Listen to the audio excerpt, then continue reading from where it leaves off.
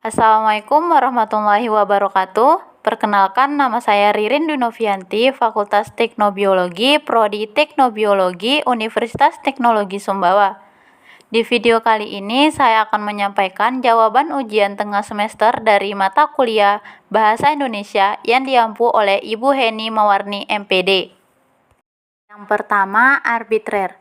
Arbitrer adalah bahasa berubah-ubah sewenang-wenang dan tidak ada kaitan dan hubungan dengan konsep pengertian bahasa yang dimaksudkan. Contohnya, gajah. Kata gajah melambangkan seekor binatang besar berkaki 4 dan memiliki belalai serta gading. Kita tidak bisa menjelaskan mengapa binatang tersebut disebut gajah, tidak disebut gajih atau gujah. Dengan kata lain, mempersembahkan nama terhadap suatu benda itu dilakukan sesukanya. Yang kedua, sistematis. Sistematis adalah segala sesuatu yang teratur dan logis sehingga membentuk sistem yang utuh, menyeluruh, terpadu, dan menjelaskan akibat yang menyangkut objek. Contohnya SPOK. Kami mengerjakan UTS bahasa kemarin. Kami menunjukkan subjek, mengerjakan menunjukkan predikat, UTS bahasa menunjukkan objek, dan kemarin menunjukkan keterangan waktu. Yang ketiga, unik. Unik memiliki ciri khas yang spesifik yang tidak dimiliki bahasa lain. Contohnya bahasa Sasak dan bahasa Sumbawa. Terakhir, bahasa produktif. Bahasa produktif artinya, meskipun unsur-unsur bahasa itu terbatas, tetapi dengan unsur-unsur yang jumlahnya terbatas itu dapat dibuat satuan bahasa yang tidak terbatas, meski secara relatif sesuai dengan sistem yang berlaku dalam bahasa itu. Contohnya, fonem bisa menghasilkan beberapa kata. Nomor 2, mengapa bahasa Melayu disebut cikal bakal bahasa Indonesia? Sesuai dengan sejarah perkembangan bahasa Indonesia, dijelaskan bahwa pada masa sebelum kemerdekaan, bahasa Melayu adalah bahasa yang dipakai atau digunakan oleh penduduk pribumi. Bahasa Melayu mudah dipahami dan tidak memiliki tingkatan dalam bahasa, sehingga pada tanggal 28 Oktober 1928 bertepatan dengan Sumpah Pemuda, bahasa Melayu resmi diubah menjadi bahasa Indonesia. Nomor 3, jelaskan secara singkat fungsi dari kedudukan bahasa Indonesia. Kedudukan bahasa ada 4. Yang pertama, bahasa persatuan. Bahasa persatuan adalah bahasa yang mempersatukan perbedaan dalam sebuah negara atau wilayah. Bahasa ini menjadi simbol persatuan bangsa, sekaligus pendukung komunikasi antara berbagai penutur bahasa di Nusantara. Dalam hal ini, bahasa Indonesia merupakan bahasa persatuan atau bahasa setempat di wilayah lain yang telah ditetapkan sebagai bahasa nasional suatu negara.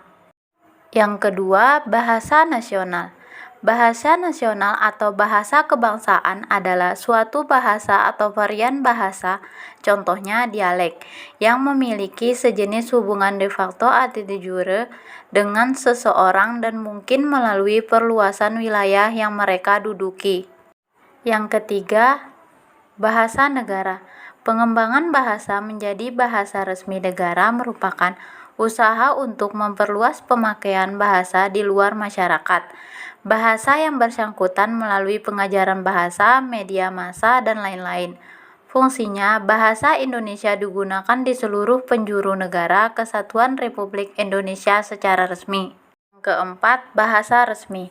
Bahasa resmi adalah bahasa yang digunakan dalam komunikasi resmi, seperti dalam perundang-undangan dan surat menyurat dinas, dan diakui sebagai sarana interaksi yang berhubungan dengan pelaksanaan fungsi suatu jabatan.